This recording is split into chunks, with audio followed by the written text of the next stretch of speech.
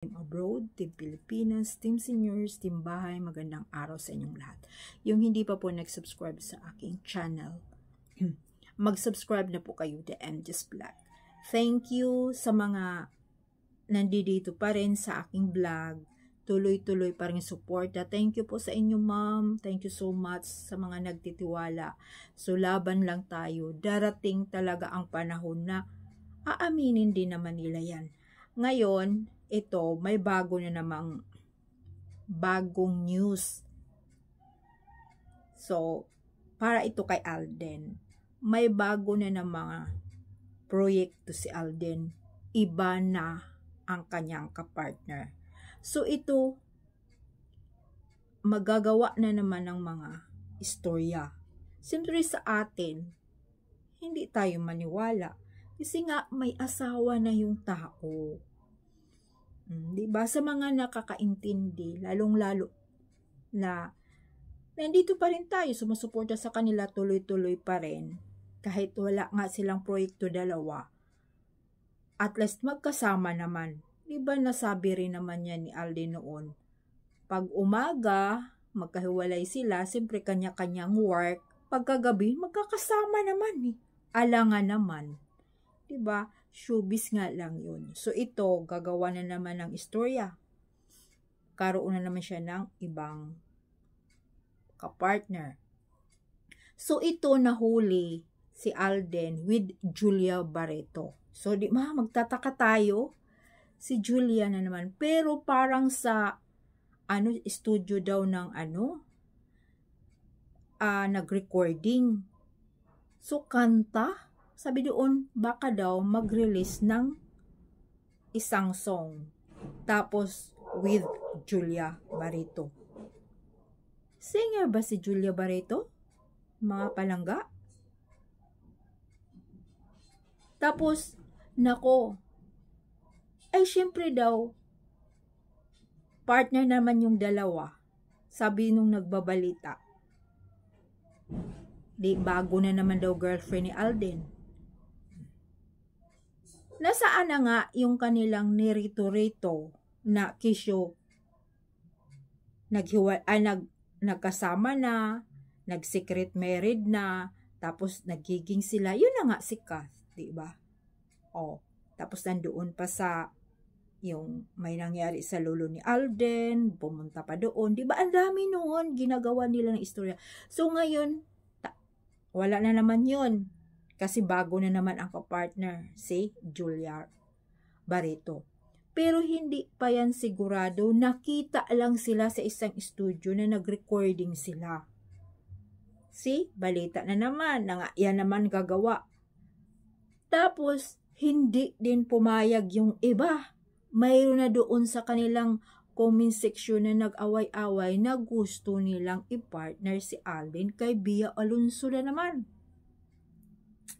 Diba ang syuta ni Julia ay si Gerald Anderson. Ay diba noon ay nagkaroon sila ng mag-steady si Gerald at saka si Bella ay si Bea Alonso. Di ba? Steady sila. So baka daw magkakabalikan.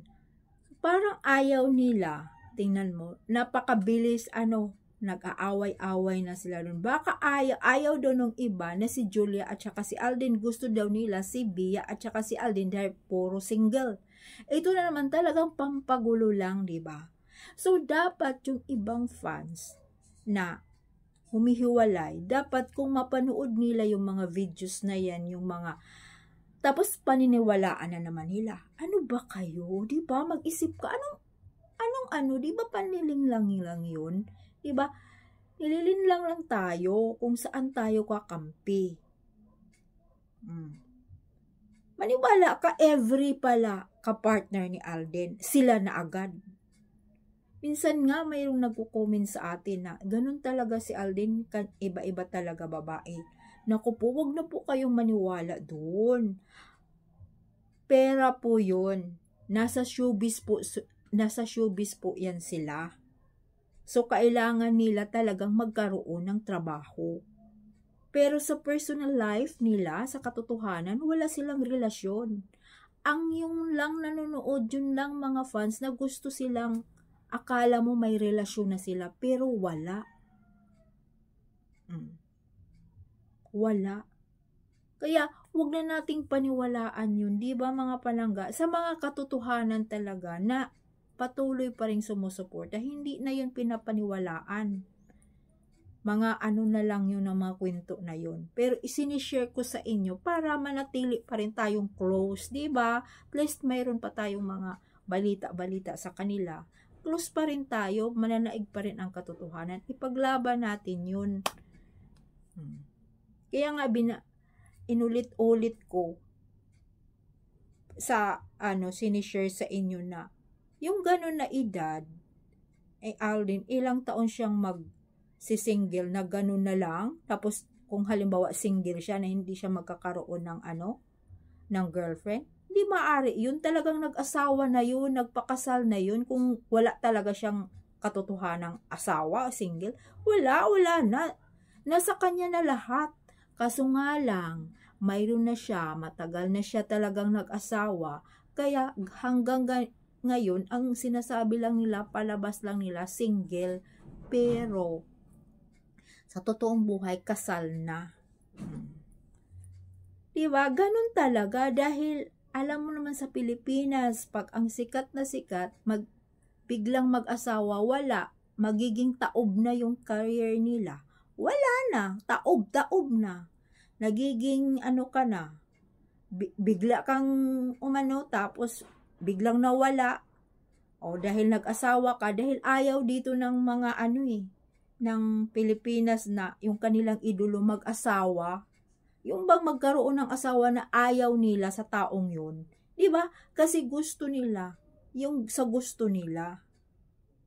Ang mga fans, hindi naman natin yun pwede, kasi nga may asawa na yung lalaki, paano nga siya magkaroon ng girlfriend or kabit or ano-ano, may asawa na siya.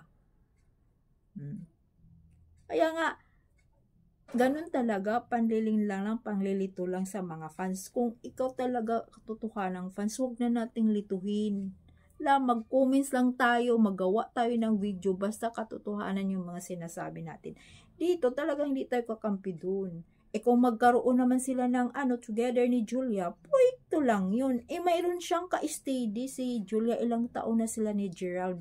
Di ba yan ay nabalita din silang nagpakasal na, nag-engage na, pero tingnan nyo, ang nilalabas lang nila ni Julia. Wala. Hindi sila nagpakasal. Ganun. Pero hindi nga natin alam, di ba? Sa likod. Sila lang nakakaalam dahil ayaw nga nilang ipaalam yan. Dahil, syempre, sarili nila yun eh. Hindi pwede lahat na ilalabas nila. Ikwento ba yung lahat na lang tago sa ikukwento mo sa tao. Tingnan, mahirap pa naman sa panahon ngayon, puro panghuhusga. Di po ba? Kasi nga nandito na may social media na. Lahat na gusto mo, lahat punahin na, kahit anong ganda mo, kahit na anong sexy mo, or punahin talaga ng mga yun, mga tao na magko-comments talaga, kahit naman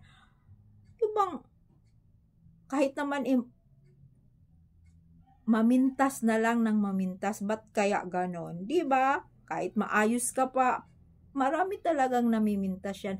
Kaya yung ibang mga artista, tinatago nila yung mga nila, buhay nila, hindi nila lahat. Mayroon talaga yung nakatabi. Tapos yun, ayaw daw nila, ayaw nila kay Julia, gusto kay Bea Alonzo. Diba sabi nga rin noon, nagka-partner na sila ni Bea, mayroon silang relasyon. Wala naman. Pagkatapos noon, wala na. Work lang nga yun. Ngayon, yung si Catherine Bernardo, grabe, diba? Bongga, grabe sabog. Kahit nga sa Channel 7 ni sa nila, balitang Chika Minute, sinasabing mayroon na silang ganun, ang ligaw na. Para talaga pag paniwalaan ng mga tao at tangkilikin yung pelikula. Oh. Ngayon, iba na naman, sila na naman. Maniwala ka sa pagkatao ni Alden? Hindi ganun yun. Kung single siya, iba-iba. Diyos ko, tag 2 buwan lang, 3 buwan. Anong nangyari? Kaya wag na nating paniwalaan natin mag-asawa na noon pa. Pamilya na ni Alden at pamilya na ni Maine umaamin na mag-asawa na yung dalawa. Thank you so much sa inyong mga palangga. Bye. Comments lang po kayo. Bye.